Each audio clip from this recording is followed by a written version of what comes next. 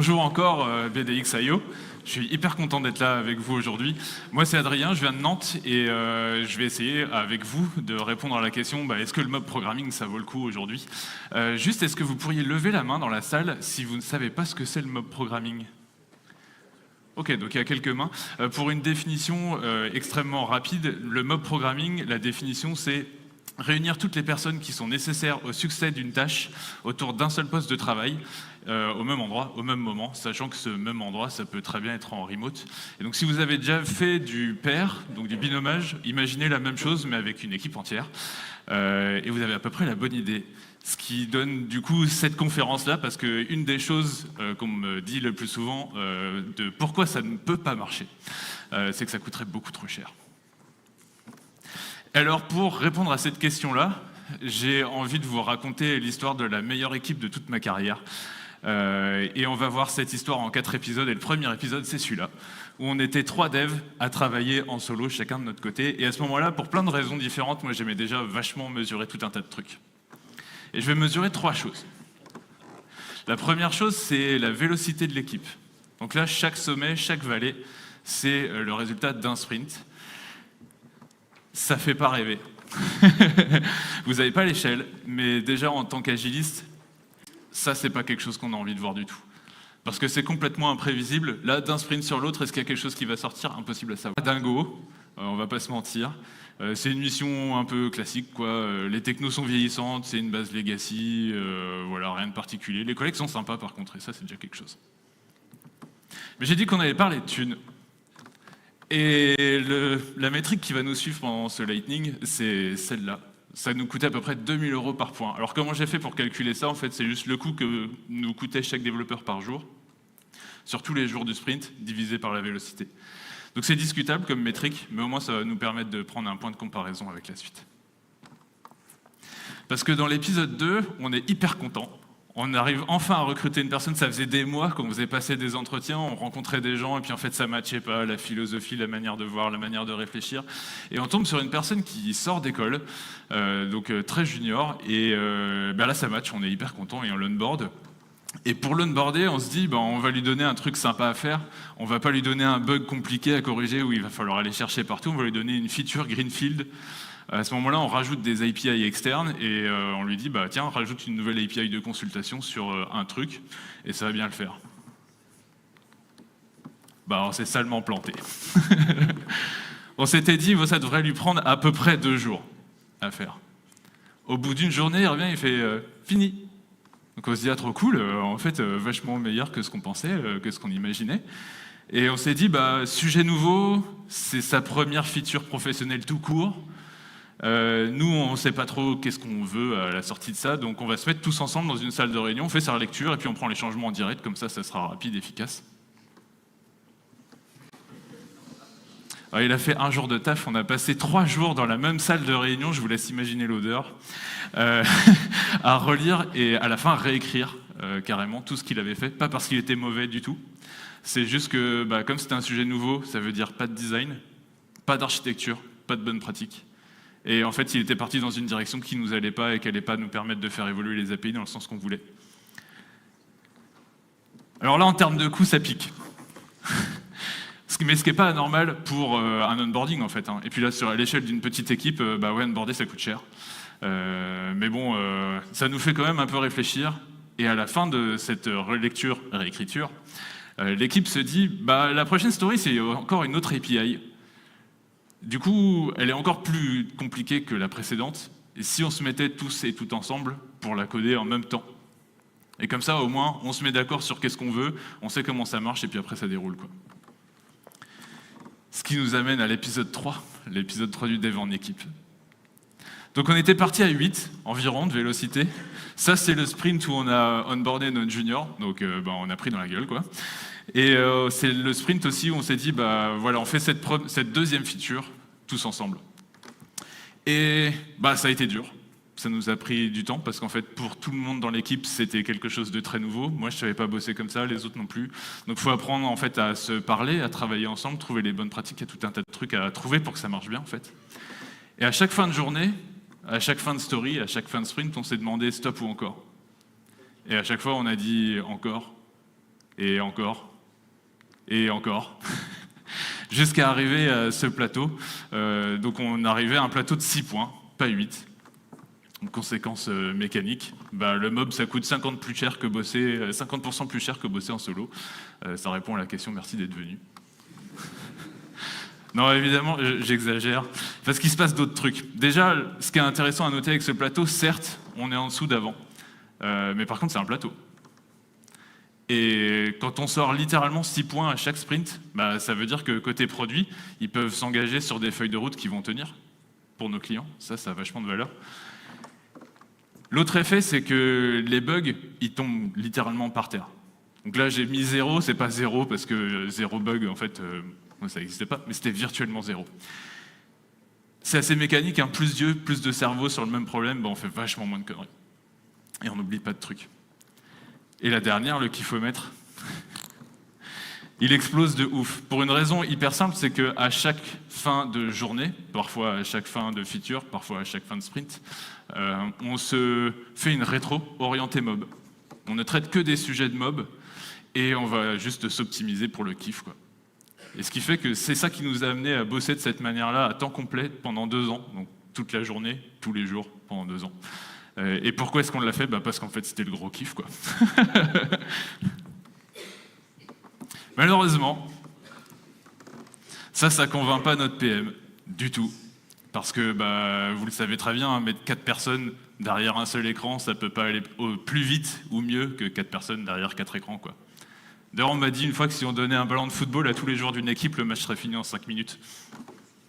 Ce qui est plutôt pas mal.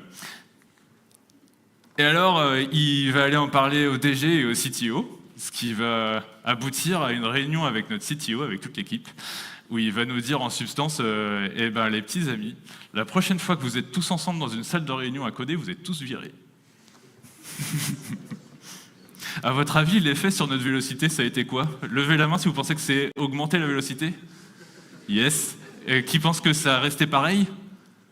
Personne. Qui pense que ça a chuté ? Ok. Très bonne prédiction. Le sprint suivant l'interdiction, on a fait 1 point. Déjà, c'est simple, on aimait bosser de cette manière-là. On était convaincus que ça marchait bien, on se le fait interdire. On était en colère.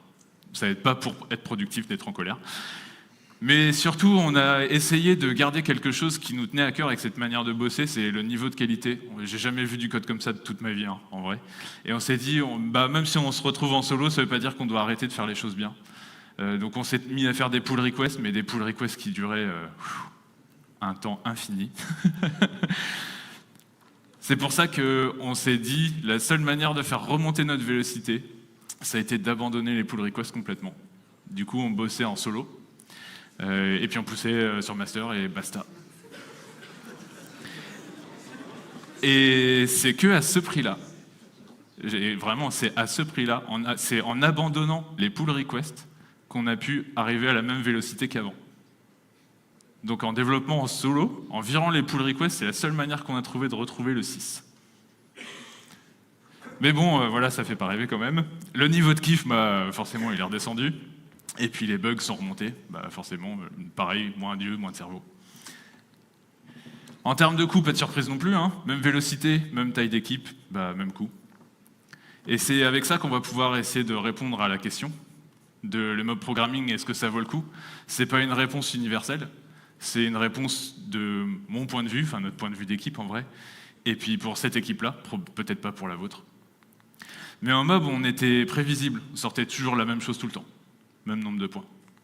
On était stable, il n'y avait pas de bug. Et surtout, on était résilient. Parce qu'en fait, à bosser tous les jours, tout le monde ensemble, ça veut dire que s'il y a quelqu'un qui part en vacances, s'il y a quelqu'un qui démissionne, on ne perd 0 connaissance et 0 compétence par rapport à l'application. Alors on perd un cerveau, on perd une manière de réfléchir, on perd des compétences et des connaissances spéciales, mais par rapport à l'application, on ne perd rien. Alors qu'en solo, on a retrouvé l'imprévisibilité, on a retrouvé des bugs, et puis on a créé des silos de connaissances. Donc ça veut dire que quand moi je partais en vacances, c'est que c'était un de mes sujets qui arrivait. Si je partais pas trop longtemps, en général, on attendait pour le sujet. On arrive là à la fin de ce Lightning, et j'aimerais vous laisser avec une question, en fait. Parce que dans les choses qui, moi, m'ont fait me sentir plus lent dans ma vie de dev, il y a eu le mob. Le mob, j'avais l'impression qu'on était plus lent. Le binomage, j'ai l'impression d'être plus lent aussi. Le TDD, j'ai l'impression d'être vachement plus lent aussi. Les tests automatisés, globalement, de toute façon, ça me donne l'impression d'être plus lent. Et la question avec laquelle j'avais envie de vous laisser, c'était dans notre métier, à ce moment-là, est-ce que pour accélérer, il ne faudrait pas d'abord ralentir? Merci beaucoup.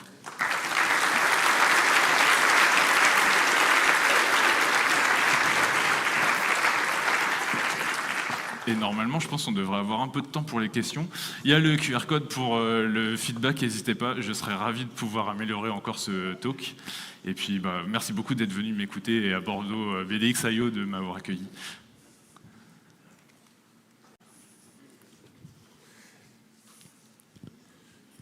Merci. Merci beaucoup pour le retour d'expérience. Pour le coup, moi, ça m'est arrivé d'en faire aussi, mais pas sur 2 ans. Plutôt sur des sessions d'une demi-journée ou d'une journée à 2 ou à plus. Et t'as pas trop parlé de comment ça se passait concrètement, Ouais. Notamment parce que moi, le retour que j'ai personnel, c'est que souvent, dans ces situations-là, j'arrive pas à réfléchir. Parce qu'il y a quelqu'un qui se met à parler pendant que je suis en train de réfléchir, et ça me fait perdre ma pensée. Et en fait, au bout d'un moment, je suis là juste, les gars, juste stop. J'ai besoin de silence. J'ai besoin de me concentrer. Donc, comment ça se passait concrètement, une demi-journée, une journée de mob? En fait, alors, je vais répondre à ta question, mais de manière un peu détournée, en vrai.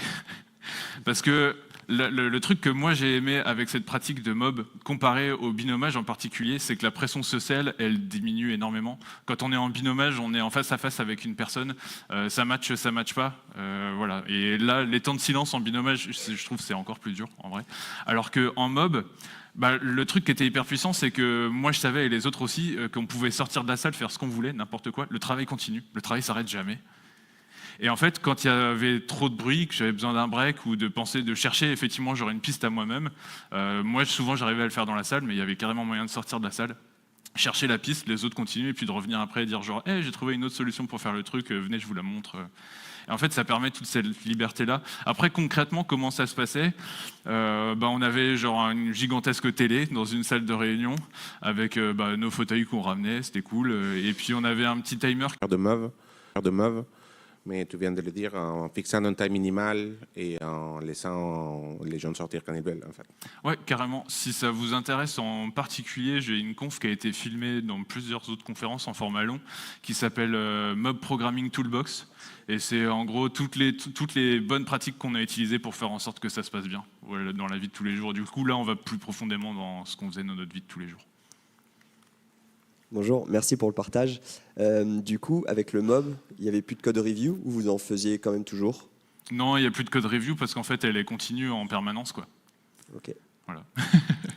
Je m'en doutais, mais bon, j'ai posé la question. Puis on n'était pas une équipe gigantesque, on aurait eu plusieurs mobs, par exemple. Une dernière question. En fait, au départ, tu as signalé que le mot programming, c'est quelque chose de bien, mais il y a toujours un frein de l'équipe management, c'est ça? Pourquoi, en fait, il n'y a pas ce principe côté management? C'est-à-dire, on parle toujours du mot programming, mais il n'y a jamais, en fait, une notion de mob management, truc comme ça pour aligner les deux, pour avoir le même esprit. Tu veux dire de soutien du management à l'équipe sur la pratique, tu veux dire? Oui, c'est ça. Ouais. Alors là, ça va être des interprétations parce que j'ai pas pu avoir de trucs vraiment concrets de leur part, parce que